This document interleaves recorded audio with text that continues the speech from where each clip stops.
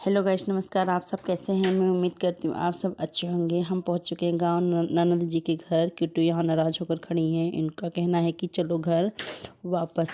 तो वो रही हमारी बुआ जी और उनकी बेटी, वो बाहर लेकर जा रही हैं जहाँ मंडप सजा है।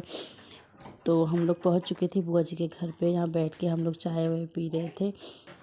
अभी ही हम पहुँचे जस्ट, क्योंकि हमें यहाँ पे अच्छे से सवारी नहीं मिली तो हम थोड़ा लेट हो गए। क्योंकि बुआ जी को जो साड़ी पहननी होती है वो मायके से आती है, जो चौक पे पहन के बैठती हैं। तो यहाँ दीदी लोग, हम लोग गप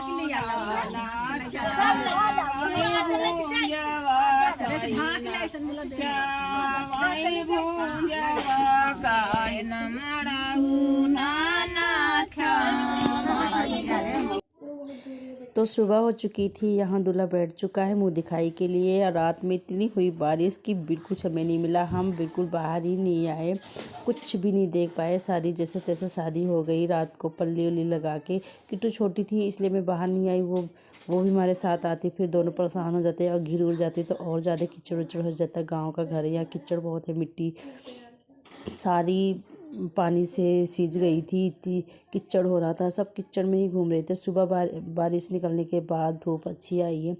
तो यहाँ पे घर वाले एक एक करके दूल्हे की मुँह दिखाई करने आ रहे हैं। दूल्हा को तो मैं सीधा सुबह ही देखी, रात को भी देखने को नहीं मिला मुझे बिल्कुल भी, क्योंकि बारात लेट से आई, बारिश हो गई। ये रही हमारी ननद जी, बुआ जी की बड़ी बेटी। ये मुँह दिखाई करने गई है, शर्म के मारे बार बार भाग ले रही हैं। तो यहाँ कैमरामैन बोला कि दीदी फ़ोटो खिंचवा लो, तो फिर दोबारा फ़ोटो खिंचवा कर आई हैं। मैं नहीं जाऊँगी, मुझे ये रस्म बिल्कुल नहीं पसंद है। मैंने अपने खुद की ननद की शादी में नहीं गई थी, लेकिन अब देखती हूँ आगे करना पड़ेगा। यहाँ पे दूल्हा से वाला दोनों बहुत खुश हैं। दोनों अपनी मुँह दिखाई करवा रहे हैं अच्छे से। गांव के सभी लोग कर रहे हैं। ये ब्लू साड़ी वाली मेरी जिठानी है। गांव में मेरे एक सौगे ताऊ रहते हैं वहाँ गांव वाले घर पे, तो उनकी बहू ही है मेरी जिठानी। हमारा पूरा परिवार ही आया था हमारे बुआ जी के घर पे। ज़्यादातर करके हमारे अपने खुद के ससुराल वाले ही थे बुआ जी के रिश्तेदार। तो मुझे पता ही नहीं चला कौन है कौन नहीं। बाकी जितने लोग यहाँ पे खड़े हुए हैं ना, सब हमारे ही परिवार के थे। कम से कम हम 30-35 लोग गए थे।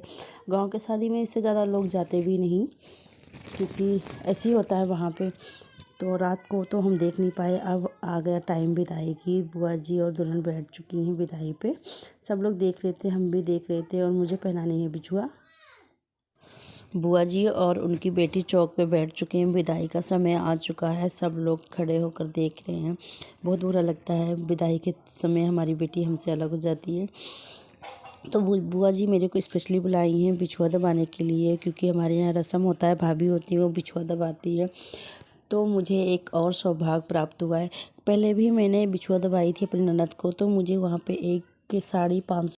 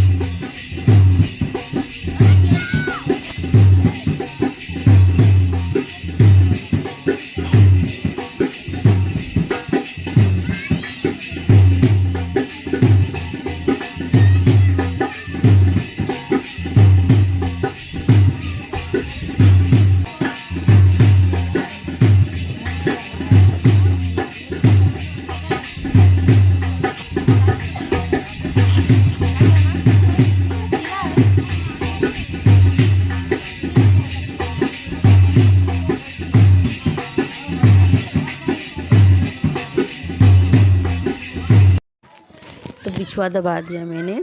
फिर इनको मोजा पहनाएंगे, उसके बाद सैंडल पहनाएंगे, फिर विदाई का समय आ जाएगा। काफ़ी ज़्यादा मुझे ख़राब लग रहा था, बुआ जी रो रही थी तो मुझे अच्छा नहीं लग रहा था। ऐसे लग रहा था जैसे कि जान ही निकल जाएगी, इतना ख़राब सी फीलिंग आती है अपनों से अलग होने पे। सबके लाइफ में ये दिन आता है। विदाई एक ऐसी रस्म होती है जो बहुत खलती है।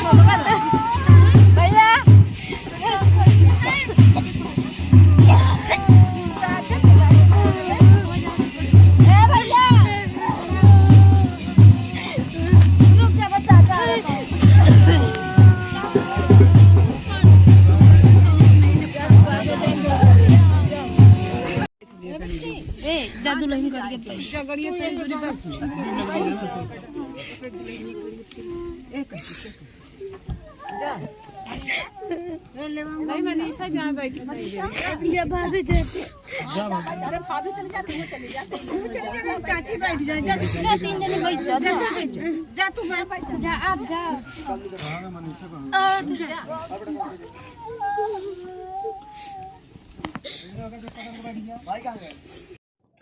तो हमने दुल्हन को बैठा दिया कार में, मैं खुद भी कार में बैठी हूँ क्योंकि थोड़ी दूर तक हमारे यहाँ रस्म होती है कि घर के लोग जाते हैं छोड़ने।